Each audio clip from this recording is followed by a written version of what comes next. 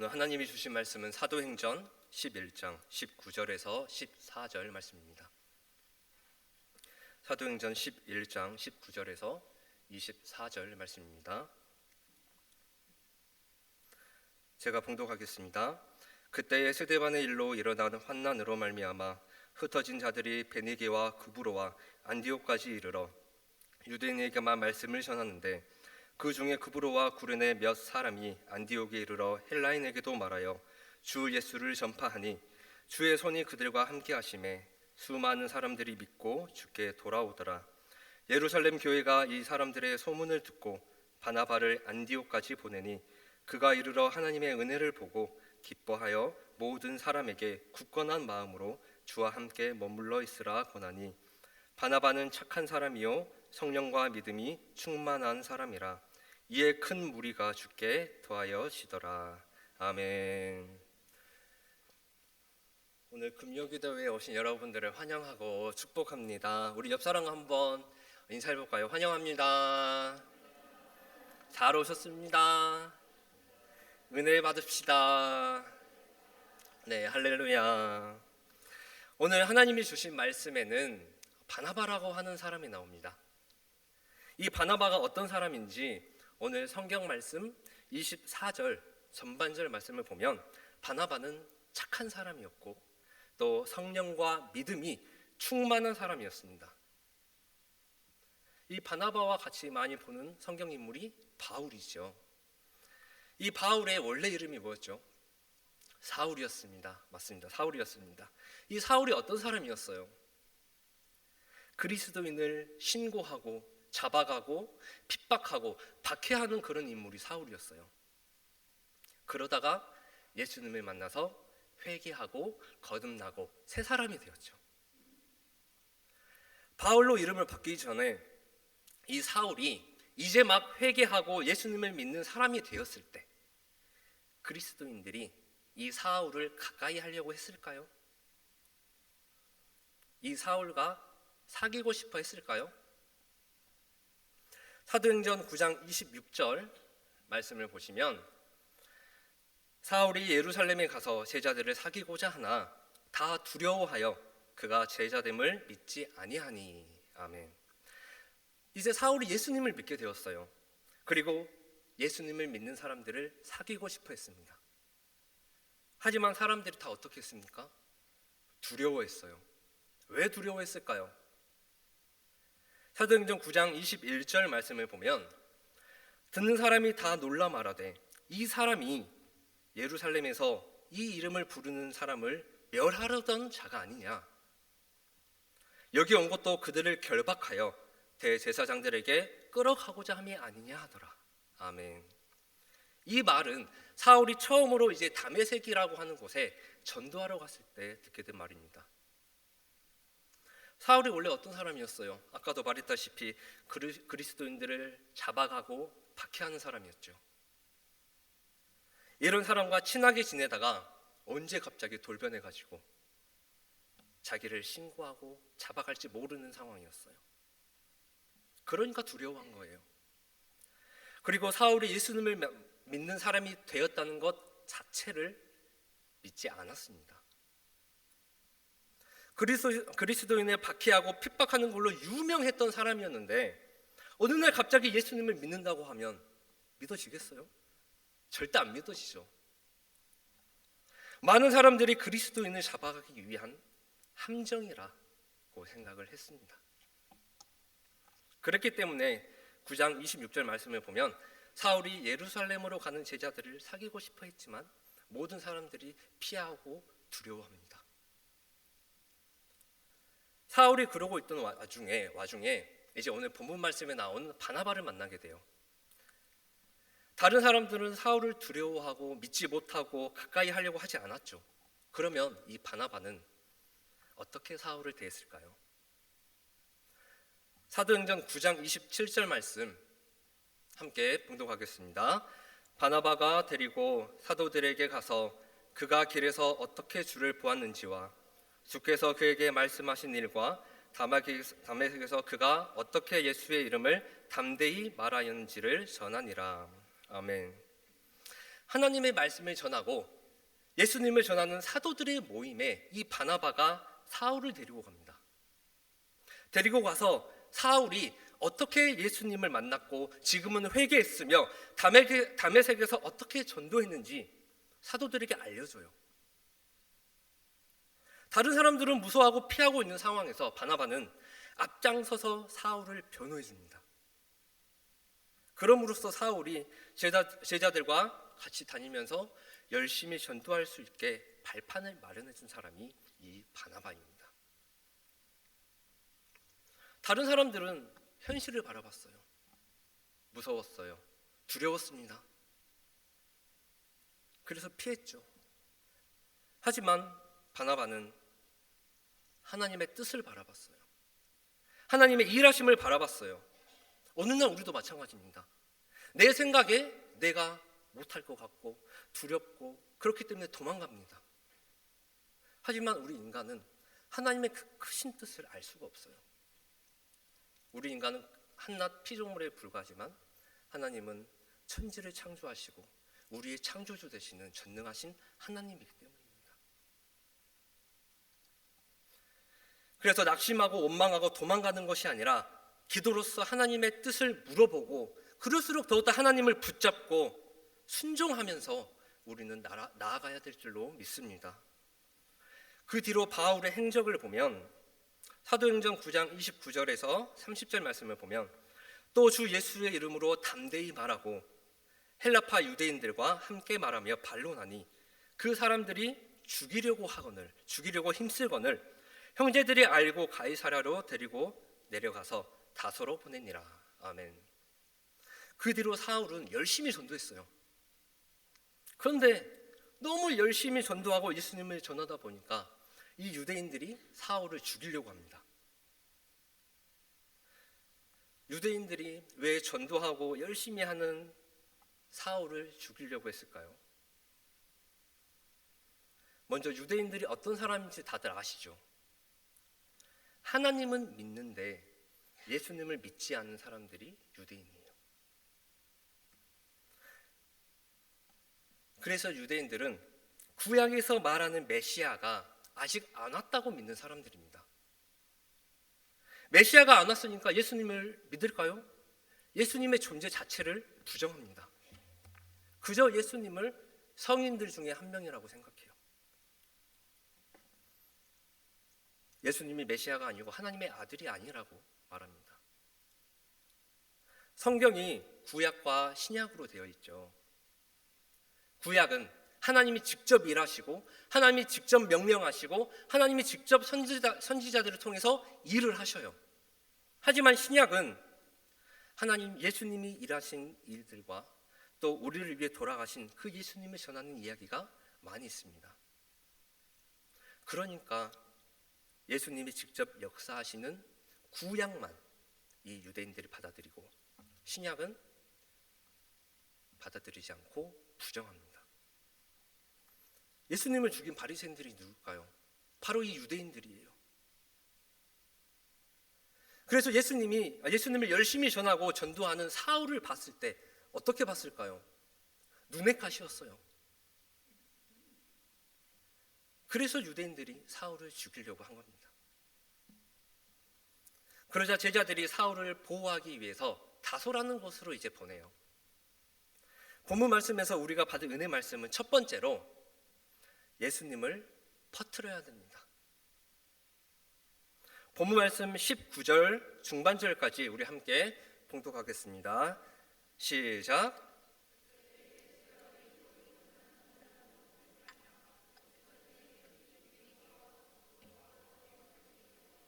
아멘. 스데반이 어떤 사람이었어요? 스데반은 최초의 7명의 집사 중 한 사람이었죠. 잡혀서 돌에 맞아서 순교한 사람이에요. 근데 이 사람이 누구 때문에 죽었을까요? 바로 회개하기 전에 사울 때문에 죽습니다. 이 스데반의 일로 인해서 믿는 사람들이 피하기 위해서 흩어져요. 뿔뿔이 흩어집니다. 흩어진다는 것을 이렇게 생각할 수 있어요. 와, 죽기 싫어서 도망간 거 아니야? 죽음을 이겨내고 끝까지 남아서 예수님을 전해야 되는 거 아니야? 그리고 예수님을 전하면 주님께서 보호해 주셔야지 왜 가만히 놔두셔? 이렇게 질문이 생길 수 있습니다. 요한복음 12장 24절 말씀 함께 봉독하겠습니다. 내가 진실로 진실로 너희에게 이르노니 한 알의 밀이 땅에 떨어져 죽지 아니하면 한 알 그대로 있고 죽으면 많은 열매를 맺느니라. 아멘. 이 스데반의 죽음으로 믿는 사람들이 흩어졌죠. 중요한 건 흩어진 걸로 끝나는 게 아니라는 겁니다. 한 알의 밀이 떨어져 죽음으로써 많은 열매를 맺는 것처럼 스데반의 죽음으로 인해서 그 믿는 사람들이 흩어졌고, 흩어짐으로써 더 많은 곳에서 전도할 수 있는 그런 시발점이 됩니다. 예루살렘의 한 곳에서만 모여서 예수님을 전하는 것이 아니라 이제 이곳저곳 전 세계 곳곳 하나님의 말씀이 들어가고 예수님을 전하고 전도해야 된다는 거예요. 오늘날 우리들도 자기 자신만 교회 다니고 하나님 말씀과 예수님을 자기만 믿는 게 아니에요. 나가서 전도하고 예수님을 전해야 되고 가족과 지인들에게 예수님께로 인도해야 될 줄 믿습니다. 나만 알고 있는 예수님이 아니라 예수님을 퍼뜨려서 함께 믿고 함께 믿음 생활하고 함께 구원받는 전도하는 그런 믿음의 백성들이 되기를 소망합니다. 두 번째로 우리가 받을 은혜 말씀은 함께 하심을 믿자입니다. 함께 하심을 믿자. 누가 함께 하냐? 바로 전능하신 하나님께서 우리들과 여러분들과 함께 하신다는 것을 믿어야 된다는 겁니다. 본문 말씀 20절, 21절 말씀 보면 그 중에 구브로와 구레네 몇 사람이 안디옥에 이르러 헬라인에게도 말하여 주 예수를 전파하니 주의 손이 그들과 함께 하심에 수많은 사람들이 믿고 주께 돌아오더라. 아멘. 이 흩어진 사람들이 이곳저곳으로 흩어지게 되는데 그들 중 몇몇이 안디옥이라는 곳에 들어가게 됩니다. 그래서 이곳에서 또 열심히 전도를 해요. 21절 말씀을 보면 한번 보여주시겠어요? 21절 말씀. 자, 21절 말씀 보면 무엇이 그들과 함께 하신다고 말씀하고 있어요? 그렇죠. 주의 손이 그들과 함께 하신다고 말씀하고 있습니다. 그들이 예수님을 체계적으로 전한 게 아니에요. 그들의 생각으로 그들의 말이 훌륭해서 말을 잘 전해서 예수님을 전한 게 아니에요. 주님이 그들과 함께 하시고 주님이 능력을 주시고 주님이 전도할 수 있는 담대함을 주시고 안디옥에 있는 믿지 않는 사람들이 돌아올 수 있도록 주님이 일하셨다는 겁니다. 그렇기 때문에 수많은 사람들이 예수님에게로 돌아오는 역사가 일어나게 됩니다. 우리도 마찬가지입니다. 주님이 여러분들과 함께 하심을 믿습니다. 흩어진 사람들을 통해서 수많은 사람들이 예수님께 돌아온 것처럼 여러분을 통해서 하나님은 역사하시는 줄 믿습니다. 왜냐하면 하나님은 사람을 통해서 역사하시거든요. 그 믿음의 사람이 하나님이 역사하시는 사람이 오늘 고려교회 모든 성도들이 되기를 소망합니다. 그러려면 우리가 하나님을 완전하게 믿어버려야 된다는 거예요. 세상을 담대하게 살아가야 된다는 거예요. 주님께서 도와주실 줄 믿고 더 열심히 하고 전도할 때도 주님께서 일하실 줄 믿고 상대방이 오든 안 오든 일단 예수님을 전하고 보는 거예요. 그러면 거기서 일하시는 분은 하나님입니다. 어떤 일을 하든 열심히 준비하고 기도하고 노력하고 순종하고 그 다음은 하나님께서 일하실 줄 믿고 완전히 맡겨버려야 될 줄 믿습니다. 저도 마찬가지예요. 기도하면서 열심히 설교를 준비합니다. 그리고 앞에 나와서 하나님 말씀을 전할 때 제가 막 뭘 하려고 하지 않아요. 원래 저 같으면 덜덜덜 떨고 있을 겁니다. 하지만 저는 설교 준비를 하고 이렇게 앞에 나와서 설교할 때 하나님이 일하실 줄 믿어요. 믿고 준비한 대로, 준비된 대로 하나님께 맡기고 하나님을 의지하면서 하나님 말씀을 전하는 겁니다. 그러면 제가 여러분들의 귀를 열어주는 게 아니라, 제가 여러분들의 눈을 열어주는 게 아니라 하나님이 여러분들의 마음을 열어주시고 귀를 열어주시고 입을 열어주시는 거예요.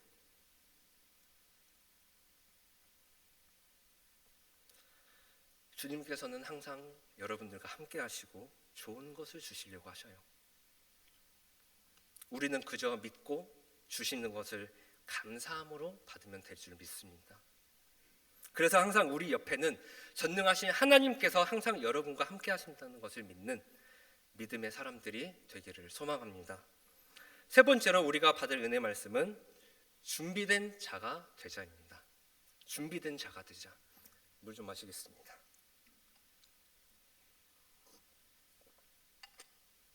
준비된 자. 사도행전 11장 22절에서 24절 말씀 함께 봉독하겠습니다. 예루살렘 교회가 이 사람들의 소문을 듣고 바나바를 안디옥까지 보내니 그가 이르러 하나님의 은혜를 보고 기뻐하여 모든 사람에게 굳건한 마음으로 주와 함께 머물러 있으라 권하니 바나바는 착한 사람이요 성령과 믿음이 충만한 사람이라 이에 큰 무리가 주께 더하여 지더라. 아멘. 안디옥에 예수님을 믿는 사람들이 이제 점점 더 많아졌고 이 소문이 예루살렘 교회까지 전해지게 돼요. 이 소문을 듣고 예루살렘 교회에서 성령과 믿음이 충만한 바나바를 보냅니다. 파견합니다. 왜 바나바를 보냈을까요? 전도의 물결이 있고 또 성령의 뜨거움이 있고 주님의 인도하심이 있고 주님의 은혜가 있는 그 부흥의 물결이 있는 곳에 성령과 믿음이 충만한 사람인 바나바를 보냄으로써 더욱더 부흥시키기 위해서 바나바를 보낸 거예요.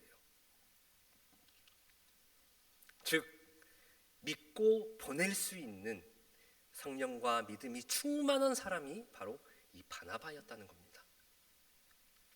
만약에 바나바가 성령과 믿음이 충만하지 않았다면 다른 사람을 보냈겠죠. 바나바는 하나님께서 쓰실 준비가 된 사람이었어요. 오늘날 여러분도 하나님께서 쓰실 준비가 된 성령과 믿음이 충만한 사람이 되기를 소망합니다. 학교 선생님을 구한다는 공고가 났어요. 그러면 아무나 지원할 수 있을까요? 저는 지원 못합니다. 지원하려면 열심히 공부해서 거기에 맞는 대학교를 가야 되고 또 열심히 공부해서 거기에 맞는 과를 가야 되고 또 교생 실습도 나가야 되고 임용고시도 합격해 놓은 상태여야 지원할 수가 있는 거예요. 교회에 찬양팀이 있는데 찬양팀에 드럼 칠 사람도 없고 기타 칠 사람도 없대요. 내가 섬기고 싶은데 드럼을 배운 적이 없어요. 기타를 배운 적이 없어요. 그럼 섬길 수 있어요, 없어요? 섬길 수가 없죠. 내가 준비가 되어져야 봉사를 할 수 있고 섬길 수가 있는 거예요. 우리는 언제든지 하나님께서 쓰실 준비가 된 상태여야 된다는 말씀입니다. 찬양팀 하는 것도 기도하는 것도 성가대 하는 것도 주일에 교회 나오는 것도 지금은 힘들고 귀찮지만 그것들이 다 여러분의 복인 줄 믿습니다. 힘들지만 버겁지만 내가 생각하기에는 안 될 것 같지만 내가 생각하기에는 실패할 것 같지만 주님이 일하실 줄 믿고 거기에 맞게 순종하면 하나님께서 쓰실 준비가 된 자로 거듭나는 겁니다. 25절에서 26절 말씀을 보면 바나바가 사울을 찾으러 다소에 가서 만남에 안디옥에 데리고 와서 둘이 교회에 1년간 모여 큰 무리를 가르쳤고 제자들이 안디옥에서 비로소 그리스도인이라 일컬음을 받게 되었더라. 아멘. 설교 처음에 사울을 이제 보호하기 위해서 다소라는 곳으로 보냈다고 했죠.